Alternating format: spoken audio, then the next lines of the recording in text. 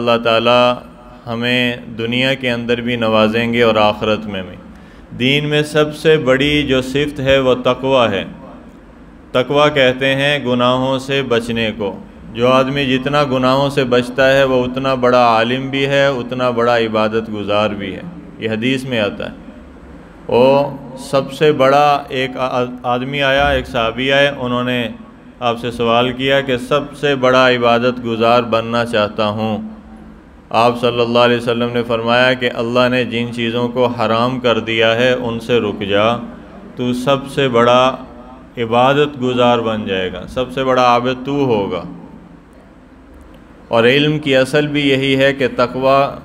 کے ساتھ اس کو حاصل کیا جائے، اور علم جو ہے یہ اللہ کی پہچان شناخت کرواتا ہے، اور جب اللہ کی پہچان ہوتی ہے تو تقوی ضروری ہے کہ اللہ کا خوف انسان کے دل میں بیٹھا ہوا ہو، اللہ کا تعلق، اللہ کی محبت اس کے دل کے اندر جاگزیں ہو، تو یہ گناہوں سے بچتا ہے۔ اللہ کے تعلق کی زندگی یہی ہے تقوی، اور اللہ سے اس بنیاد پہ گناہوں سے رکنا کہ اللہ دیکھ رہے ہیں۔ حضرت شیخ الحدیث مولانا زکریا صاحب نور اللہ مرقدہ کہ وہ مدرسہ سہارنپور کے شیخ الحدیث بھی تھے اور بڑے بزرگ تھے، تو حضرت کا جو کھانا ہے وہ مطبخ سے لگ گیا۔ تو ایک دن دیکھا کہ مطبخ کے سالن کے اندر بوٹیوں کی تعداد زیادہ تھی، بوٹیوں کی تعداد زیادہ۔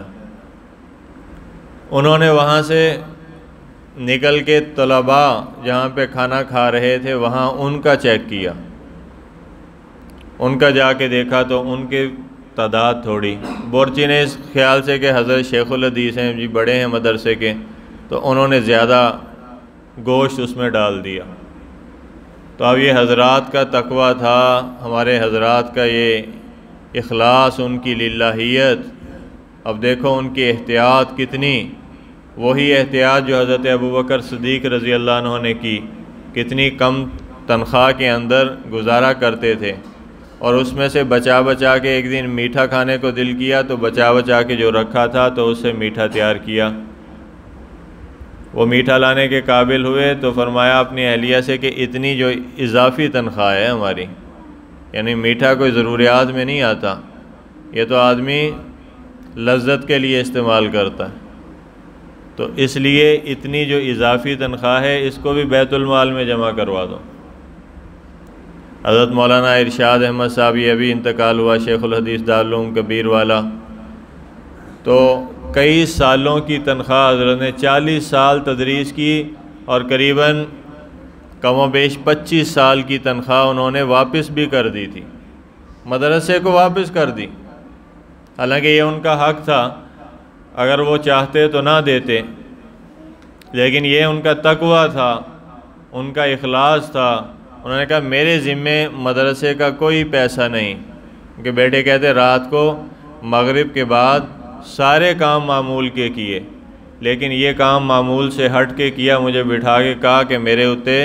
مدرسے دا 1 روپے دا بھی کوئی قرضہ نہیں ہے، کوئی لین دین نہیں، میں نے کوئی نہیں لینا، مدرسے کو کوئی نہیں دینا۔ اور فرمایا کہ جب میں دنیا سے چلا جاؤں تو میں وصیت کر رہا ہوں کہ میرے جنازے سے پہلے 2 لاکھ روپیہ مدرسے کے اکاؤنٹ میں جمع کروا دینا، اور اگر نہ ہو تو ادھار لے کے کروا دینا 2 لاکھ روپیہ، کہ کبھی کمی پیشی کوئی انسان ہے نا، کوئی بھول چوک بھی ہو گئی، کوئی حق تلفی بھی ہوگی مدرسے کے حق میں، تو وہ بھی میرے ذمہ باقی نہ رہے، وہ بھی ختم ہو جائے۔ تو بیٹے کہتے کہ صبح کو اٹھنا نصیب نہیں ہوا، تہجد میں اٹھتے تھے، عشاء باجماعت ادا کی، ساری رات عبادت کا ثواب، صبح کی بھی نیت تھی فجر کے ساتھ پڑھنے کی، اور تہجد کے وقت اٹھا کرتے تھے، اسی وقت میں دل کا دورہ ہوا اور ذکر کرتے ہوئے اللہ کے پاس پہنچ گئے، اور ان کے جنازے سے پہلے 2 لاکھ کہتے ہم نے جمع کر دیا۔ تو یہ ہیں اللہ والے، ان کی احتیاطیں۔ حضرت شیخ الحدیث مولانا زکریا صاحب نے جب دیکھا کہ یہ میری پلیٹ میں گوشت زیادہ ہے تو انہوں نے مطبخ سے باورچی کو بلا لیا اور بلا کر پھر اس سے کہا کہ بھئی آئندہ کے بعد میرا کھانا مدرسے کے کھاتے سے بند کر دیا جائے۔ ساڑھے ورگا مولوی ہوں نا، انہوں نے کہنا کہ مزہ آ گیا کہ گوشت زیادہ آ گیا، مال زیادہ آ گیا تو اور کے اندر مزہ آؤگا، چلو لگا رہن دو۔ تو ہم تو ہیں بزرگ، شیخ الحدیث ہیں، تو ہماری تو زیادہ ہی بوٹیاں ہونیاں چاہیے تھیں ساڈا تے حق زیادہ ہی ہونا چاہیے تھا نا، کیسی تے وڈے بابے ہے گئے ہیں تے شورا بھی زیادہ پینا چاہنے ہیں، تو یہ لگا رہنے دو۔ وہ کہنے لگے کہ میرا بند کر دیا جائے کہ اس وجہ سے ملازم ہو کر تم نے مدرسے کے پیسوں سے مجھے زیادہ گوشت ڈال کے دیا ہے، حق تلفی کی ہے طلباء کی، جو پڑھنے والے بچے ہیں ان کے حق سے مجھے زیادہ دے دیا، استحقاق سے زیادہ ڈال دیا، اس لیے برائے مہربانی آئندہ کے لیے میرا کھاتہ بند کر دو، میں خود ہی گزر بسر کر لوں گا۔ تو جن کے دلوں میں تقوی ہوتا ہے وہ پھر اس طرح پھونک پھونک کے قدم اٹھاتے ہیں۔ بڑی برائیوں کی طرف تو کیا جانا، وہ تو احتیاط کے شعبہ جات میں بھی اور احتیاط کے معاملات میں بھی اتنے آگے ہوتے ہیں کہ ہم تصور نہیں کر سکتے۔ نیک آدمی، متقی آدمی اپنی نیکیوں پہ بھی روتا ہے، گنہگار کا تو بنتا ہے گناہوں پہ رونا اور نیکیوں پہ خوش ہونا، لیکن تقوی والا آدمی اپنی نیکیوں سے بھی ڈرتا ہے اللہ سے کہ پتہ نہیں قبول ہے نہیں ہے۔ خوشی تو ہوتی ہے ہر ایک کو کہ نیکی کے راستے پہ ہوں، لیکن وہ اس بات سے ڈر کے اللہ کے خوف سے روتے ہیں پتہ نہیں مردود نہ کر دیے جائیں، اور اپنی نیکیوں پہ بھی استغفار کرتے ہیں۔ تو یہ ہے تقوی کا اعلیٰ درجہ۔ حضرت عمر رضی اللہ عنہ کی بیوی ایک مرتبہ مشک خوشبو آئی تو وہ یعنی لیکوڈ میں نہیں تھی، مایا میں نہیں تھی، تو اس کو اٹھا کے تولنے لگیں، تو انہوں نے فرمایا کہ اس کو چھوڑ دے، اس کو چھوڑ دے، خود اپنا ناک بند کر لیا اور کسی سے کہا کہ اس کو تول دو، کہ مشک یعنی خوشبو کا نفع تو یہ ہے کہ ہاتھ کو لگ گئی تو لگ گئی، چلو جی۔ تو انہوں نے اس کو بھی گوارا نہیں کیا کہ سرکاری خوشبو ہے، سرکاری مال ہے، تو یہ میری بیوی کے ہاتھ پہ اتنا حق بھی لگا رہ جائے بعد میں کپڑوں سے مال لیں، تو وہ خوشبو کا نفع تو اصل یہی ہے کہ لگانا ہے، اس سے خوشبو حاصل کرنا، وہ تو ہو گیا، تو کہیں ہماری طرف نہ چلا جائے، تو انہوں نے منع فرما دیا بیوی سے کہا کہ اس کو رہنے دو، اور اس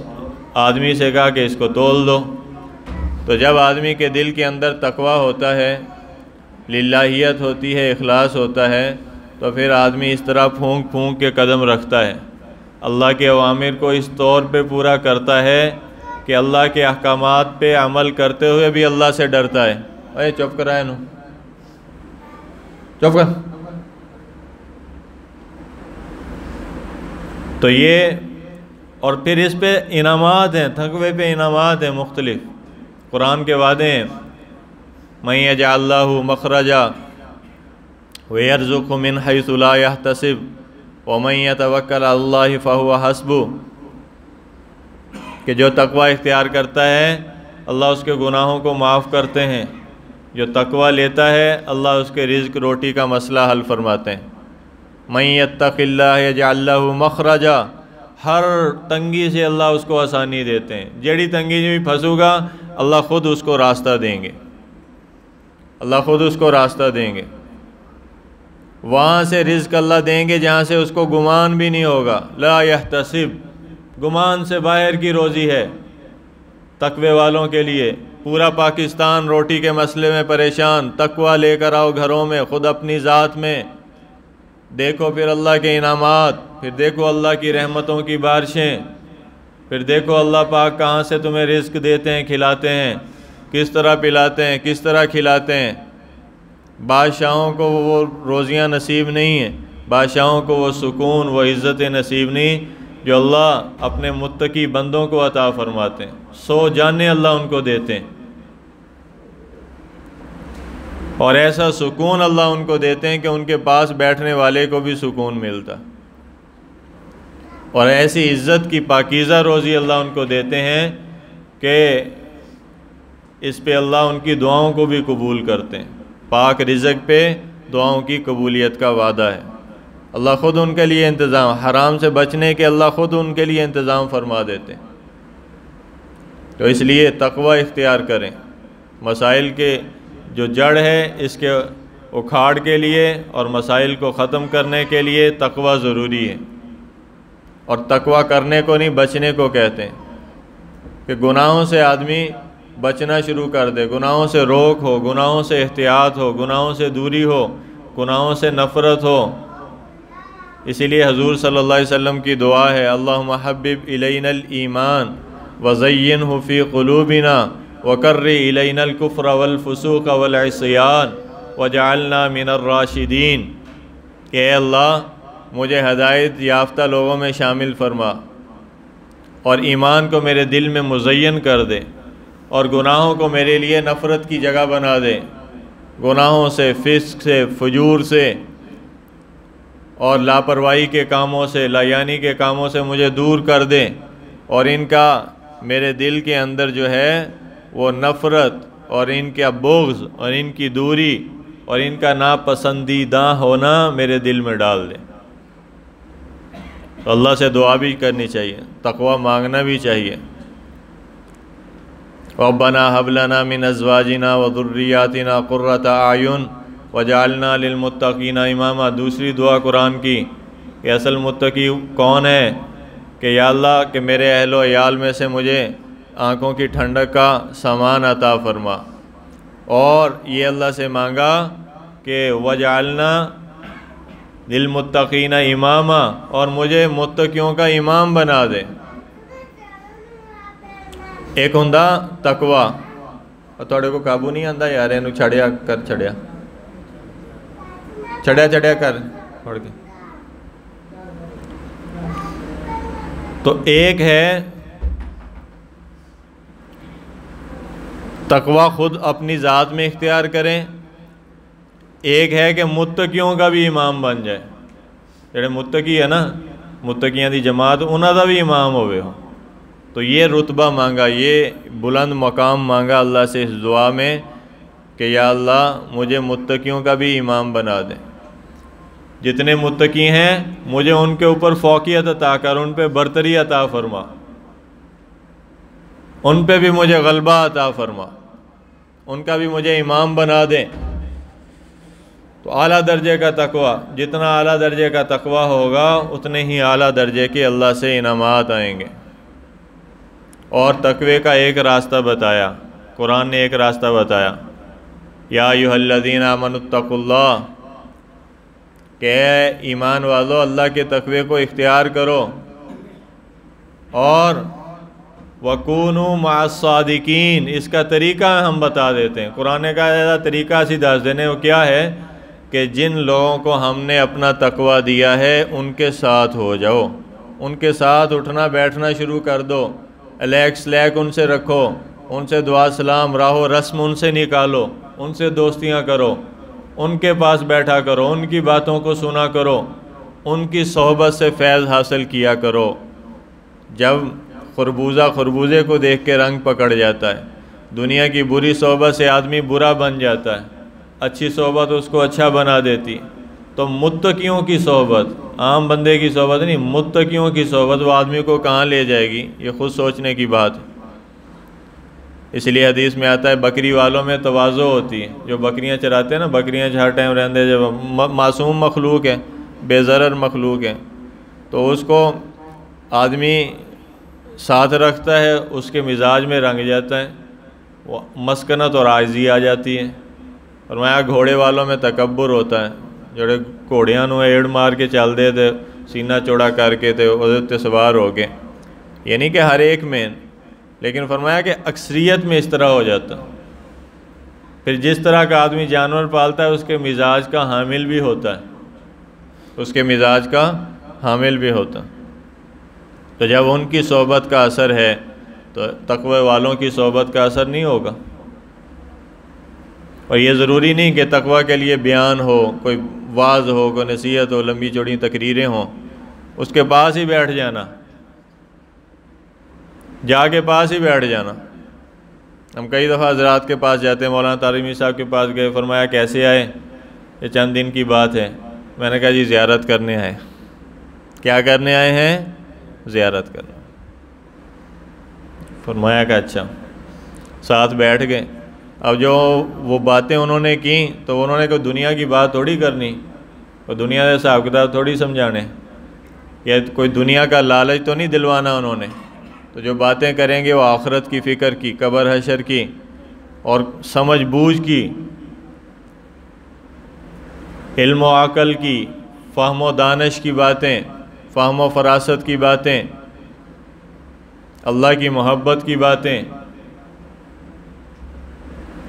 تو تقوی سے صحبت جو ہے نا، متقی آدمی کی صحبت اثر کر جاتی۔ حضرت تھانوی سے کسی نے کہا کہ یہ کیسے صحبت اثر کرتی؟ تو فرمانے لگے کہ جس طرح یہ بلب جلتا ہے، روشنی پہنچتی کہ نہیں پہنچتی؟ یہ بلب کوئی تقریر تو نہیں کرتا لیکن فائدہ ہوتا ہے۔ سارے بولو، فائدہ ہوتا ہے۔ ماشاءاللہ اگر بند کر دیے بلب، پیچھے سوئچ چاک دیے تھے، فائدہ ختم۔ اور اگر یہ بیان نہیں کر رہا، اثر ہو رہا ہے، تو متقی آدمی اگر نہیں بھی بات کرے گا تو پاس بیٹھنے کا اس پہ بھی اثر ہوگا، پاس بیٹھنے کا ہی اثر ہو جائے۔ قریب جلتے ہوئے دل کے اپنا دل کر دے، یہ آگ لگتی نہیں لگائی جاتی۔ تو یہ صحبت کا آدمی پہ اثر آ جاتا۔ اس لیے حدیث میں فرمایا، آپ نے فرمایا کہ بری صحبت کی مثال کوئلوں کی بھٹے والے کی ہے، لوہار کی مثال ارشاد فرمائی کہ وہاں سے آدمی کے چنگاری نہ بھی پڑے، کپڑے دے میل نہ بھی لگے، تو فرمایا دھواں تو کہیں نہیں گیا، دھواں تو آئے گا نا۔ اور اچھی صحبت کی مثال ارشاد فرمائی کہ خوشبو والے کی سی ہے، خوشبو نہ بھی لاوے، خوشبو آتی تو رہتے گی، آتی رہے گی اس کو خوشبو، کیونکہ وہ پاس بیٹھ گیا، اس کا سنگی بن گیا، ادھر سجن بن گیا، دوست بن گیا، اس کے پاس ہمراہی بن گیا، تو اس کے پاس بیٹھنے کا اثر یہ ہوگا کہ اس کے نتنوں میں خود بخود خوشبو آتی رہے گی۔ تو اسی لیے برائی سے بچنا اور اچھائی اور نیکی پہ آنا، یہ ہے اصل۔ اور اس کے لیے متقیوں کا جو ہے وہ صحبت کا اثر حاصل کرنا، ان کی صحبت میں رہنا، اللہ والوں کے پاس جانا، ان سے ارتباط تعلق رکھنا، یہ بات آدمی کے دین دنیا کی بھلائی کی، فائدے کی ہے، یہ آدمی کو آگے لے کر جاتی ہے۔ تو کوشش کریں گے نا انشاءاللہ۔ تقوی کے فوائد بھی میں نے بتا دیے، حاصل کرنے کا طریقہ بھی بتا دیا۔ کیا طریقہ ہے؟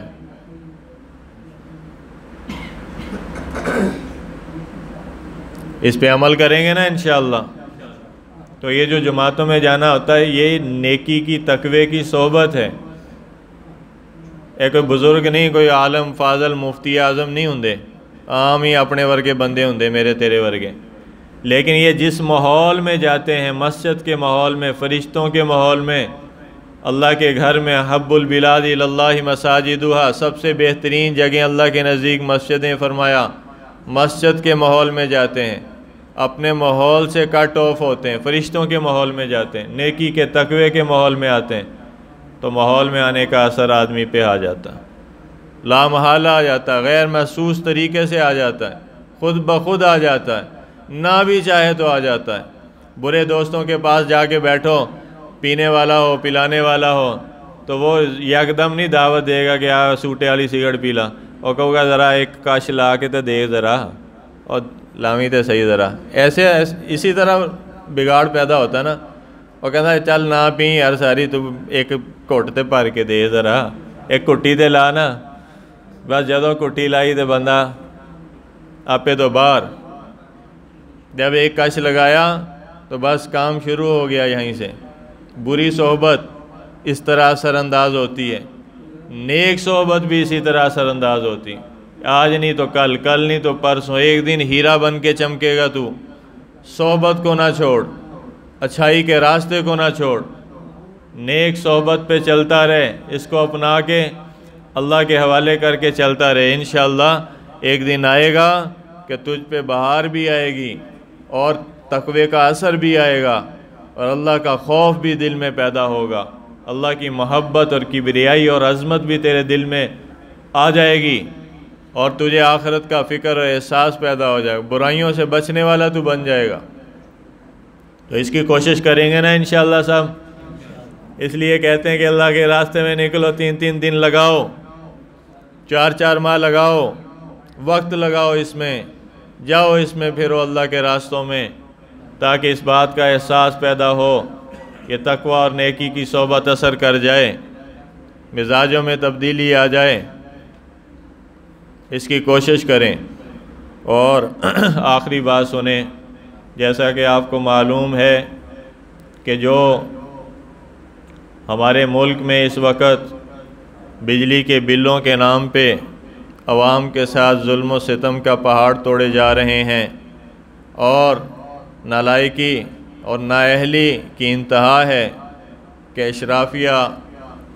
اور ہمارے حکمران اپنی عیاشیوں کے لیے، بدماشیوں کے لیے اس غریب عوام کا خون نچوڑنے پر اتر آئے ہیں۔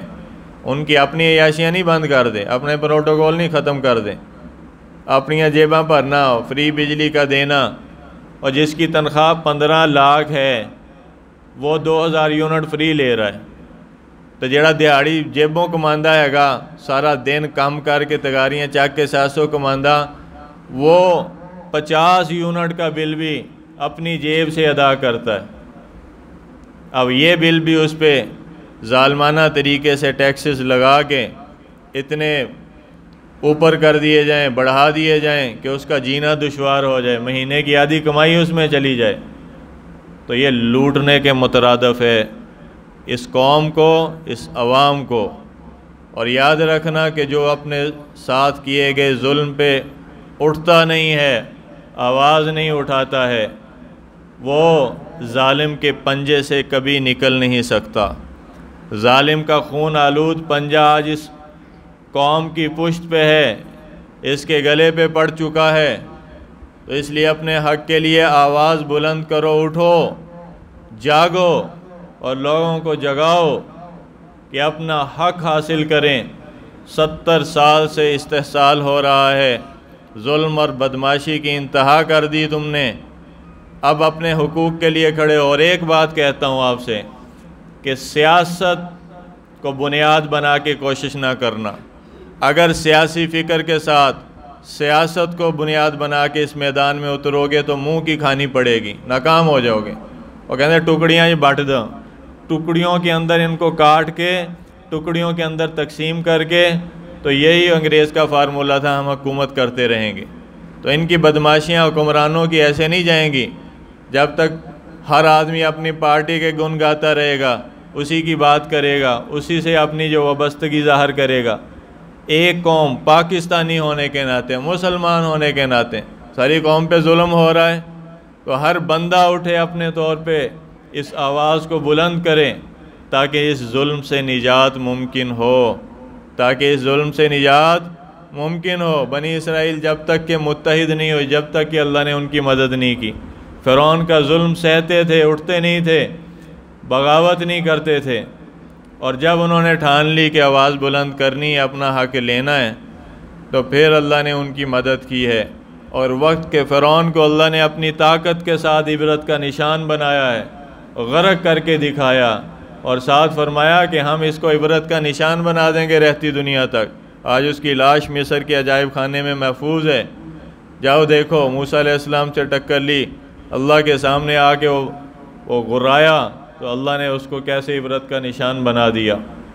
تو جب انصاف کے لیے، اپنے حق کے لیے، اپنے آئینے اور مذہبی، اسلامی، اخلاقی حق کے لیے جب کوئی آواز بلند کرے گا، اللہ کی مدد اس کے ساتھ، مظلوم کے ساتھ اللہ کی مدد ہے۔ حضور نے فرمایا مظلوم کی بد دعا سے بچو۔ جب آپ کسی کو حاکم مقرر کرتے تھے یہی فرماتے تھے کہ مظلوم کی بد دعا سے بچنا، کہ مظلوم کی بد دعا جو ہے یہ عرش کو ہلا دیتی ہے۔ تو اس لیے آج ہمارے دوستوں نے پل پہ 2:30 بجے احتجاج کا اہتمام کیا ہے، کھانوں میں نہ لگ جانا جا کے، ابھی اٹھو، وہاں پہ پہنچو اور ایک آواز ہو کر، ایک کاز پہ، ایک مشن پہ ہو کر یہ پیغام دو کہ یہ قوم جاگ چکی ہے، اس کے جاگنے کا وقت آ گیا ہے۔ اور ہمارا کسی سیاسی جماعت سے کوئی تعلق ہو نہ ہو، لیکن ہم اس پلیٹ فارم پہ، اس کاز میں، اس بات میں ہم متحد ہو جائیں۔ ایک کام کر لو متحد ہو کے، بجلی دے بل تھلے لے آؤ، انشاءاللہ تانوں راہ لگ جاؤ گی، تم کو اپنی طاقت کا پتہ چل جائے گا کہ تم کتنی بڑی طاقت ہو، کہ جب مظلوم لوگ اٹھتے ہیں اور ظالم کے گریبانوں پہ ان کے شکنجے کسے جاتے ہیں، ان کے ہاتھ پڑتے ہیں، تو انقلاب تب جا کے بپا ہوتا ہے۔ اور اگر میں کر کے صرف ظلم ہی سہندے رہنا، گل کرنی نہیں، آواز چکنی نہیں، کہنا ہی نہیں کسی نو، باہر نکلنا ہی نہیں، تو پھر جیسے حالات بد سے بدتر ہوتے چلے جا رہے ہیں، تو یہ اپنی بدماشیوں عیاشیوں کے لیے آپ پہ ایسے ہی حالات اور تنگ کریں گے، بیرونی آقاؤں کے کہنے پہ ان کے ایجنٹ بن کے یہ آپ کے اوپر مزید تنگیاں لائیں گے، مزید سختیاں کریں گے، مزید ٹیکس عائد کریں گے۔ اس لیے اٹھو اور ظلم کے اس نظام کے خلاف بغاوت کا علم بلند کرو اور آواز بلند کرو، انشاءاللہ اللہ کی مدد تمہارے ساتھ ہوگی۔ میں خود جاؤں گا انشاءاللہ، میرے دوست جائیں گے، نکلیں گے ہم، اور انشاءاللہ اس تحریک کا ہم یہاں سے آغاز کر رہے ہیں اسلامی مرکز سے۔ میرا اللہ چاہے گا تو میری دعا ہے کہ یہ پورے پاکستان میں جائے گی، ہماری آواز اللہ پہنچائے گا انشاءاللہ، پورے پاکستان میں نہیں پوری دنیا میں یہ آواز گونجے گی اپنے حق کے لیے، اور اس کو گونجنے سے کسی کا ظلم، کوئی ریاستی طاقت اس کو دبا نہیں سکے گی، اس کو ختم نہیں کر سکے گی، کیونکہ ہم اپنے ملک کے محافظ بھی ہیں، رکھوالے بھی ہیں، اس سے محبت کرنے والے بھی ہیں، اس کے پاسبان بھی ہیں، اور ہم اس کے خیر خواہ بھی ہیں، اور ان بدماشوں سے، عیاشوں سے اس کو نجات دلا کر بھی دم لیں گے۔ سب کہو انشاءاللہ، ہاتھ کھڑا کر کے کہو، سب کہو انشاءاللہ، ٹھیک ہے نا؟ ابھی جمعہ پڑھ کے سارے بھائی جاؤ، پل پہ جاؤ، سارے مسجدوں سے لوگ وہاں پہ اکٹھے ہو رہے ہیں، اپنے بجلی کے بلوں کو بھی لے جاؤ، اور جا کے وہاں پہ اس احتجاج میں شرکت کرو، جس طرح جہاں پہ ہو سکے، فیس بک پہ، سوشل میڈیا پہ اس آواز کو بلند کرو، ورنہ وہ وقت آئے گا کہ آپ کی مہینے کی آدھی سے زیادہ کمائی انشاءاللہ پھر اسی کی نظر ہو جایا کرے گی۔ تو اٹھو اور سمجھو اور سوچو اور کچھ کر گزرو، اللہ آپ کا حامی و ناصر ہوگا۔ وآخر دعوانا ان الحمدللہ رب العالمین۔